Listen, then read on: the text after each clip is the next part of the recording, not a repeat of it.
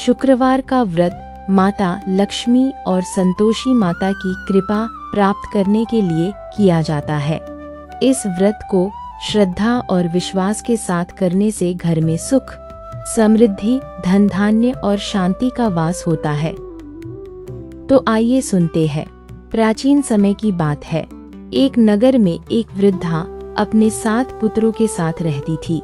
7 में सबसे छोटा पुत्र बहुत सीधा और मेहनती था, लेकिन उसकी पत्नी को घर में कोई सम्मान नहीं मिलता था। वृद्धा अपने बड़े बेटों और उनकी पत्नियों को अच्छा भोजन देती, जबकि छोटे बेटे और उसकी पत्नी को बचा खुचा खाना मिलता था। एक दिन छोटे बेटे को यह बात पता चली। वह अपनी पत्नी को छोड़कर धन कमाने के लिए दूसरे नगर चला गया।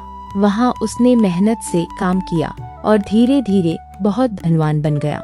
इधर उसकी पत्नी घर में अनेक कष्ट सहती रही।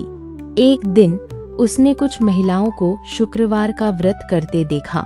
उसने उनसे व्रत की विधि पूछी। महिलाओं ने बताया कि यह व्रत माता संतोषी का है। जो भी श्रद्धा से यह व्रत करता है, उसकी सभी मनोकामनाएं पूर्ण होती हैं। उसने उसी दिन से शुक्रवार का व्रत प्रारंभ कर दिया। वह प्रत्येक शुक्रवार को गुड़ और चने का भोग लगाकर माता की पूजा करती और कथा सुनती। माता उसकी भक्ति से प्रसन्न हुई। कुछ ही समय बाद उसके पति को अपनी पत्नी की याद आई।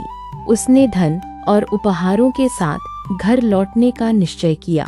घर लौटकर उसने देखा कि उसकी पत्नी के जीवन में माता की कृपा से सुख और सम्मान आने लगा है। दोनों पति पत्नी ने मिलकर माता का धन्यवाद किया और व्रत का उद्यापन करने का संकल्प लिया। उद्यापन के दिन उन्होंने बच्चों को भोजन कराया, लेकिन कुछ लोगों ने ईर्ष्या के कारण बच्चों को खटाई खाने के लिए दे दी। व्रत के नियम के अनुसार खटाई का सेवन वर्जित था। इससे कुछ बाधाएं उत्पन्न हुई।